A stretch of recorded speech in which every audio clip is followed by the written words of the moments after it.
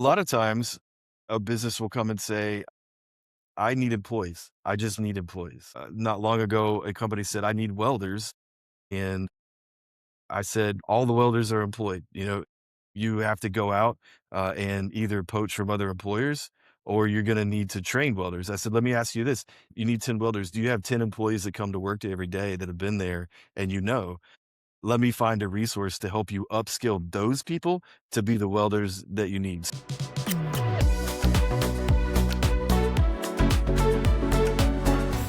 Welcome to Beyond the Ribbon Cut, the podcast for chamber leaders. I'm your host, Ted Wind from Diagonal for Chambers, and I'm super excited to be joined by Clint Knight, Director of Workforce Development at the Richland Area Chamber and Economic Development in Ohio. Clint, thanks so much for joining us today. I'm excited to be here. Thanks for having me. I'm looking forward to talking to you. To get things started, would love if you could give our chamber listeners at home the quick version of the Richland Area Chamber, the size and scale of your organization, communities you serve, and kind of the role the chamber plays across the region. Certainly. The Richland Area Chamber Economic Development, we're centered in just north central Ohio. So we're halfway between Columbus and Cleveland. Richland is actually the county, Richland County, Ohio. And technically we are located in Mansfield, known for the Ohio State Reformatory, where Shawshank Redemption was filmed. And we serve all of the communities within the county and in Richland County, all of the villages that surround Mansfield. And we have a little over 1,000 members. We're also combined a chamber in economic development. Got it. And how would you describe kind of the business community there? We talk a lot of chambers and everybody's community is a little bit different. Is a lot of very large corporations, a good mix of small businesses. What does that look like? Yeah. So when you look at our business makeup, obviously we have some large manufacturers, which is what Central Ohio, one of the things we're known for. We have a little over 10,000 manufacturing employees, and that's a mixture of size of business. So you got those top 10 employers that are, 3, 4, 500 or more. And then the bulk of that is smaller businesses, that are employing 45, 50, 75 people. And then our other sector is healthcare, which runs a close second as far as employment. We have multiple large healthcare systems in the area. And then, you have all the other things that are important to the economy, the tourism and the retail and the construction trades and all of those. Awesome. I love that. And we're going to touch back on kind of the way that economic development piece is tied into your chamber a little bit later in the episode. But before we dive into that and get into the chamber work, I'd love if you could share a little bit about your background and how you got involved with chamber leadership. So I work in workforce development, and I came directly out of the staffing world. So there's a much longer story that led to that. I'm actually a musician by trade. My degree is in music, which led to a necessity of working in the restaurant business, which led to training and HR and all of those things. And that's how I landed in workforce development. And my staffing background in the region allowed me to foster a lot of those relationships that I already needed to do the work that I do in workforce development. So I had a little bit of a leg up when I came into the chamber world because I had done a lot of business relationships already. And that's how I got into what we call workforce development now. Love it. And one of the questions I love to ask chamber leaders just around that is, what would you say your why is for being a chamber leader? Was there a moment you realized, like, this is the kind of work I love doing, or something that really clicked? Yeah, I gained a real interest in careers and helping people find that track, develop their skills, and find what they want to do. I honestly, when I got into chamber work, like a lot of us, I didn't understand the full breadth of the work. And since I've gotten into the chamber work, the idea of moving a community and the resources that the chambers bring is what I'm really passionate about now. So, my part in that is in workforce development, but I'm part of a bigger team that focuses on that type of work. Love it. Now, one of the things when we speak with a lot of chamber leaders, workforce development does get brought up pretty frequently. Some chambers we speak to already have a robust workforce development program in place, while others are kind of just getting started. Could you maybe walk through, for some of those chambers that are just, getting started on their workforce development program, what does that actually mean to a chamber and to the Richland Area Chamber in particular? It's a very big question. And the reason for that is looks different in every single community. There's so many relationships, systems, and opportunities to work in workforce development that you have to really find out where you can move the needle based on the character of your chamber, if that makes any sense. And it means a lot to our business relationships because in order to do business, in order for our businesses to sustain and expand, we have to ensure that they have the employees and the talent and the skills in our region to do the work. And that's kind of our laser focus, is to make sure that we're working to move the needle in that space. Do we have the skills to maintain the economy that exists in our region right now? 100%. And maybe getting a little bit more tactical, when like a business comes to you and says, hey, we're coming to the Richland area chamber, we need help with some workforce related initiative. What does that typically mean when they ask that? What are they usually asking for in your experience? A lot of times, a business will come and say, I need employees. I just need employees. And that's where, being an artist by trade, I enjoy the creativity of that, right? For example, not long ago, a company said, I need welders. And I said, well, all the welders are employed. You have to go out and either poach from other employers, or you're going to need to train welders. I said, let me ask you this. You need 10 welders. Do you have 10 employees that come to work every day that have been there and let me find a resource to help you upskill those people to be the welders that you need. So a lot of times we're looking to grow, and it's helping identify, how do we get there? Use that creativity and identify the resources to help them get where they need to be.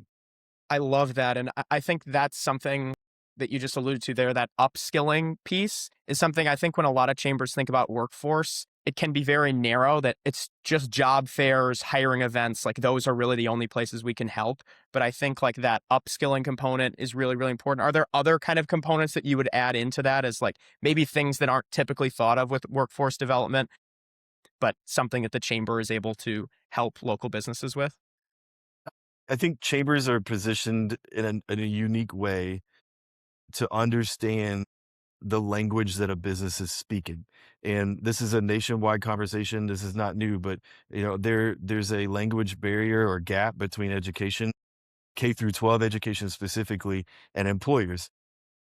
An employer can't say, I just need people, and expect a K through 12 educational system to respond to that, because you need a lot more information. And we sit in a unique opportunity to hear from those employers, arrow all that information down, and help go to the education and say, all right, let's you and I work together on the other end of this to get creative on ways that we can provide a pipeline of talent, and then help the students understand what the opportunities are in the region. So there's a lot to it.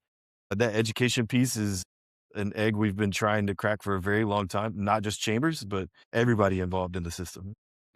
Hmm.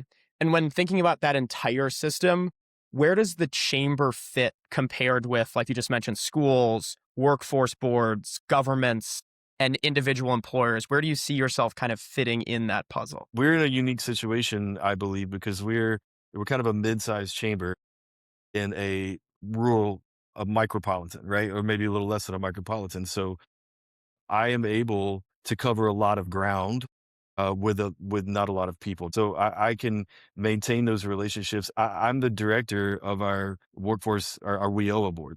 So we are the contracted administrator of the WIOA board. I maintain lots of relationships in K through 12 education. So I'm in a unique situation where I have the capacity to do that in a smaller region. But when you get in a larger metro area, then that's where the chamber really has to determine, what do we have the capacity to do? What do we have existing relationships to do? And what's the most effective space for us to work in? Hmm. Hmm. I hope did that help answer your question? Yeah, that is very helpful. And I think it's something just a lot of chambers have questions about is like, sometimes it can be, you don't want to step on too many toes, right? As the chamber, right? You're trying to be friends with everybody in the community, especially these larger organizations, right? But it's very important to kind of figure out where is the right place for us as a chamber to fit in and wedge in this space. So I think that makes sense. Another piece I'd love to kind of touch on is just, how with the Richland area chamber, economic development is a major piece of that, right? And how does the chamber's economic development work connect with your workforce development role? So my role was originally created as part of the economic development team. There were two entities that existed, the Richland Area Chamber, and then another economic development entity called the Richland Community Development Group, which still exists, but we work together as one entity at this point. So economic development being brought in closer to the chamber allows us to really help in those expansion and retention efforts, and gives us that on the economic development side, it gives us a direct access to influential decision makers in the businesses. And it's kind of a trusted relationship, right? So they already are chamber members. And then we come along and say, hey, by the way, you might be here for group insurance benefits, but we also have this entity that we can help you out with. We also have these Hmm. resources. I love that. Yeah, and that piece, that communication aspect of these resources that you're providing is really crucial. Another thing I love about your chamber is just how front and center you've made workforce development to the chamber as a whole. You go to your homepage, it's smack dab right there. It's got its own nav bar. What made Richland decide that workforce development needed to be part of the chamber's kind of core value proposition? The need, we do focus on our existing businesses and their opportunity to expand and sustain what they're doing, but we're also doing business attraction. So all of those business attraction leads that we follow, or the things that land in our lap, they want to make sure they have brick and mortar, the greenfield. The primary question is, am I going to be able to have the people to do the business here? And so that workforce development is a major factor, the major factor in economic development. So it is key. That's a question that we want to answer and be honest about from the very beginning. Here's what's available to you, and here's what we're doing to make sure that the future of your business here is sustainable, and you can develop it and maintain. Hmm. And as far as communicating the value of that workforce development program, how are you going about that process? Is it just in kind of your weekly newsletter, monthly newsletter? Are you, telling members when they sign up right away? What does that communication process look like? Yeah, there's a lot of storytelling involved in that, and ensuring that we're giving examples, real life examples of how we helped other businesses that are applicable to all of the businesses that might look at our community or already be in our community. If it's a 5 employee business or a 500 employee business, we've had some sort of program in all levels of that. And here's an example of somebody that we did across town, or a company that came here, that of a relatable size. So making sure that we're doing that storytelling to give those specific success stories and examples of how we can help other people. I love that. And I think storytelling's two-sided, right? You have your storytelling to your members, but then also in the chamber world, of course, you have storytelling to our boards. How do you go about getting board buy-in for this kind of workforce work, especially when the outcomes might take years or maybe even, decades to show? Yeah, I mean, that's, kind of the elephant in the room when you're considering, like, are we gonna invest in and get in this workforce development space? If we invest the financial resources, the time resources, the talent, how do we measure that success? What does that look like?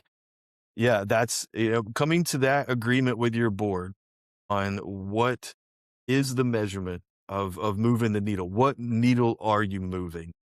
And being able to show the output and show the results is the key to maintaining that board buy-in and helping your board understand. It's just like me when I came on as an employee, I had to learn a lot, and I had to do a lot of exploration in order to answer that question, and in order to communicate to my board, what is it that you're actually doing? What Hmm. what are you doing every day, right? So yeah, that's the key to it, is setting measurable outcomes and making sure they're attainable. For example, changing the unemployment number is not an attainable measurement of workforce development. One person or a team of 5 people can't be expected to change that number. What you can show is how much did we invest in upskilling? How many employees did we train? How many people got hired at a job fair that we held? How many of our students are going straight from graduation into a training track that directly relates to business in the community? And how many of those students are going directly to work in our region? So those are the types of things that you want to look at and hope that you can move the needle in. And that's super helpful, I think, for the chamber leaders listening too, is just those metrics are so important, knowing which metrics to focus on. You mentioned a couple there. Are there any others you left out that you think are valuable for that conversation with the board of all right, here's what we're measuring, right? It's not the unemployment rate. It's something a little bit more tangible. Yeah, I mean, there's other aspects of it when it comes to workforce development. Talent attraction is a component of workforce development, and being able to track that, be involved in it, develop a campaign, and measure if it's successful or not. That's a number or an output that you can go back and report to your board and show that you're moving the needle. So, that's almost a completely different piece of work, an initiative, because that involves lots of other things. But we talk about social media interactions. You told me that you just looked at my website and you were impressed at how forefront workforce development is. I cannot wait to tell the president of my chamber that and my board that. Those are the kind of things that we're looking for. 100%. I love those answers, especially because of how tactical that is for chamber leaders listening. I want to bring it back to one of the topics you said earlier, and another thing that I think your chamber is doing a great job of making front and center is one of the first things I found out about your chamber when I was doing research before this episode. Your student facing programs, you put a lot of resources into those. Could you share a little bit more about what you've learned about getting employers to participate in these kind of student facing workforce programs, and maybe share a little bit more about some of the programs you're running? That was from the very beginning, that was something I was very passionate about. I said by trade, I'm a musician. My intent was to be an educator. I was going to be a high school band director. So I'm very passionate about education. I went very heavy from day one in building those relationships and education. And what I learned is, in order to get sustainable and long-term engagement from employers, you have to help them understand the value in it. You have to be able to point to results. On the other side of that, when I say results, you have to show them that they're getting the employees, they're getting the talent that they need, and that education is responding, because they do. K through 12 education is right now is responding to employer needs in a great way across the nation. And you have to show them those results. But the other thing is, you have to consider the time that you're asking them to invest. And a lot of times, they're busy running a business. So you have to go to them. You have to take programs to them. In Ohio, we have a program called Teacher Boot Camp, where and this is not unique to Ohio, they're doing it in other places in the country, but we're taking groups of teachers into the business and showing them what the work is. And they're going back and putting that in their curriculum in the classroom. And they're able to use those branded examples. I saw this at company X, Y, and Z, and it's right down the road. Did you know that this company makes headlights that go in the Ford F-150? Did you know that the meat that you buy at the grocery store is wrapped in plastic that was made right down the road from you? So, those are a couple of specific real life examples. So that's one program thing that we've done. One of the most fun for me, things that I've enjoyed the most, was a program we call Employ Me Palooza, where we flipped the job fair model. We gave the students the tables, and the entire there are two reasons for this. We wanted to put the student on the spot and show that they could communicate. I heard a lot of employers say that these students don't know how to communicate. They stare at their phones all the time. Personally, I disagree. I have 4 students in my house. I coach baseball, softball, and flag football. So I think they're better at communicating than employers think they are. So we gave them the spotlight, right? And we invited the employers to come meet them. So they're selling themselves. That's one thing that event did. The other thing it did was, it's a 2-hour event. and I put together a roster of what's going to be there. It doesn't list the student names, but it lists their grade level, what they're interested in, what their work availability is, and what their skills are. And I send that out ahead of time. And I tell the employers, I say, look at it and determine how much time you want to allot to this event. It's 11 to 1. You come for 30 minutes, you come for a whole 2 hours. Being cognizant of the fact that their time is valuable too. And saying, hey, I'm valuing your time and I want to set this event up so it's efficient for you. Hmm.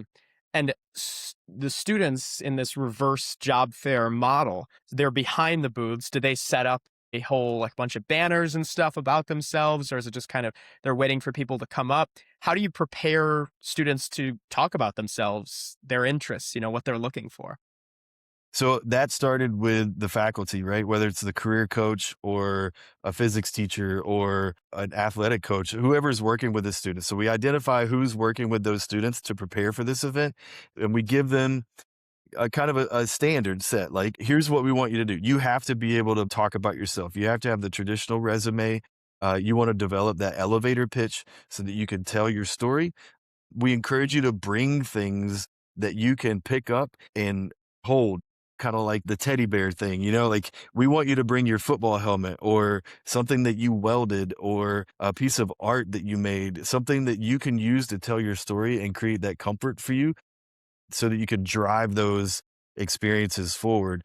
Some of them bring the traditional poster board, the trifold poster board. Yeah, Some of them, we've had students bring a TV and with a PowerPoint that rotates. They get super creative and they bring all kinds of things. It's exciting to see, how unique each 16, 17, 18-year-old is and how their brain works and what helps them talk about themselves. And they've done a really good job of it. It's been fun to watch it over the last 5 years. that's incredible. And what have employees told you after participating in that kind of event? What's been the reaction? It's always a buzz. It's a buzz of energy. It's always been positive. This is just like any other job fair. It's just the other way. Like, you're going to have students that go above and beyond, and you're going to have students that do the bare minimum. And it is what it is, right? And the employers appreciate all of that because it's real life.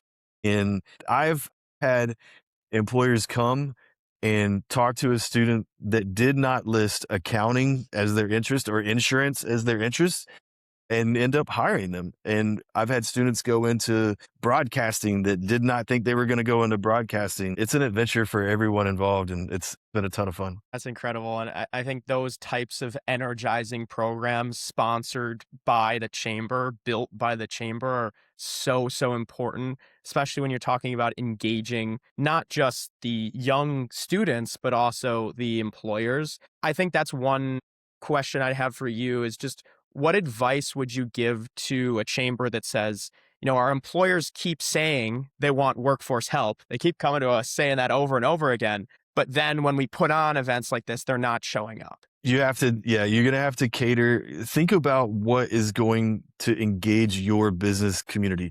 That's one thing. Get the team together, find the most creative person in the building or the room or the office and say, what am I not thinking of? That's one of the things that our team is really good at. Most of us have been together for nearly a decade now. And the name of that event, Employ Me Palooza, came from our director of economic development. It wasn't my name. And just talk through all of that stuff because you have people who talk about membership and people who talk about marketing and people who do those direct business relationships and identify what is going to get that buy-in from your business community. Another piece that I would say is you may have to narrow it down, make it just healthcare. You may have to make it nursing. You may have to make it welding. You may have to get really narrow depending on what the size and what the demand of your community is. It doesn't have to be this massive grand event. What it has to be is effective. That is where you get business response, is when it's effective, because that's what they're focused on, right? They're focused on time, dollars, and cents, and how they're moving things forward. 100%. I think that's something a lot of chamber leaders struggle with workforce development is you see these events like these massive job fairs and they're like, I don't even know where to start, especially for smaller chambers. For a chamber leader listening at home who wants to start a workforce development program, where should they start? What's the first step that you would have them do? Evaluate capacity. You have to define who's going to do it first. Are you going to hire somebody, or is it going to be somebody in your building? And that is going to set the tone for the entire scope of work.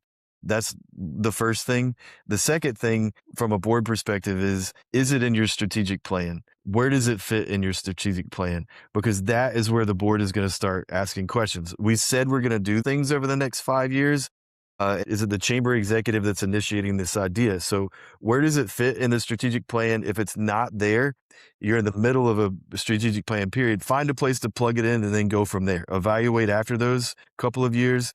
And then where does it fit going into the next 2 or 3 or 5 years, however you build those plans.